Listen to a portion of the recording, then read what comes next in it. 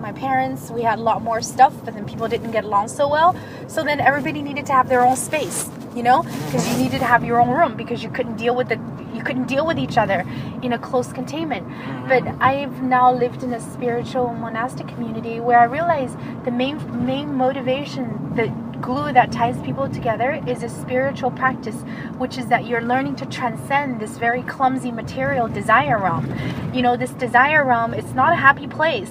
It's just constantly reigned by uncontrolled desires of wanting this and that. So you consciously actually try to train yourself to not go there, and you harness your energy to go within to learn to improve your cultivation.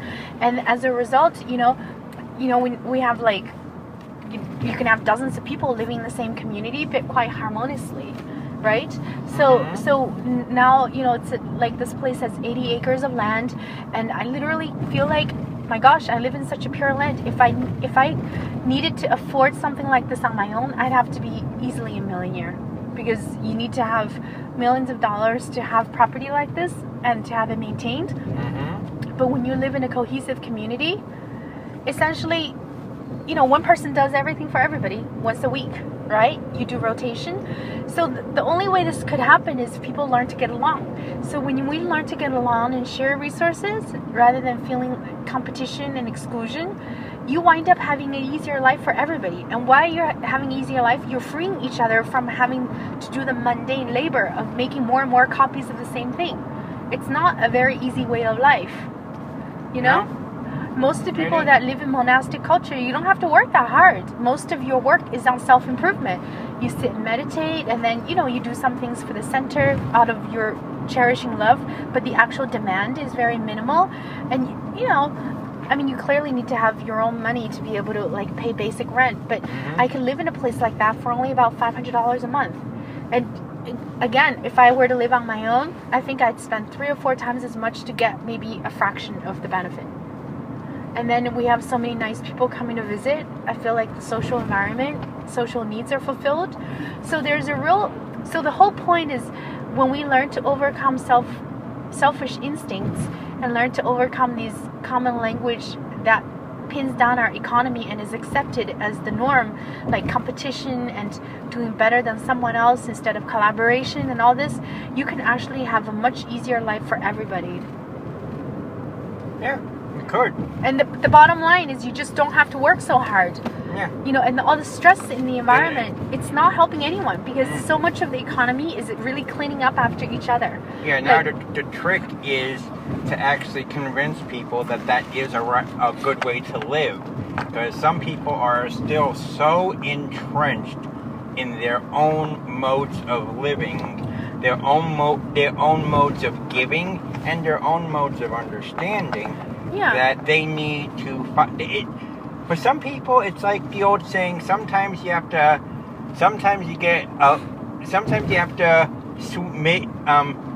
ease them into it, like with baby steps. Yeah. As opposed to, some people can just dive right in, like if it was like they were diving into the deep end of the swimming pool. Yeah. Others have to be like going through the shallow end and slowly see the benefits for themselves. Yeah. And see the benefits build up, and then when they're at the point where they can just go diving in off the deep end, and they're seeing someone else that was like them. Yeah. And have them show them the way, that this is how I used to be, kind of like I used to be like you. Yeah. Then I start getting little bits and pieces here, and I start seeing benefits for myself, and gradually it increased, and I'm right now at a place where I am rich beyond the counting of any mere treasure. Yeah, basically platforms like this will really help people become enlightened faster, right? You see, the thing is this, right? You can't, obviously the whole thing is it's a frequency match, right? You can't get people whose frequencies are so out of sync with you to really even understand this, or you're not trying to convince anyone. I think the whole thing is, you have to trust that like attracts like, right? Uh-huh. There's enough of people like how we're thinking about it. They're just looking for a way to plug in their energy, right? Uh-huh. So what we need to provide is a platform in which like energy can plug in and build its own critical mass. And as its energy is galvanizing, it in itself is lifting the energy of the whole planet, right? So, and then as it lifts, it'll have ripple effects, you know? Yeah. So you're not going to get from the radius 1 to radius 2 without going through radius 1.1111, 1.112, Yeah, all and the way. etc. So it's a really like real line kind of expansion, right? So we don't have to worry about convincing anybody. I think what we need to do is we need to just just have it out there. Yeah. And those who who know, who understand, They will understand.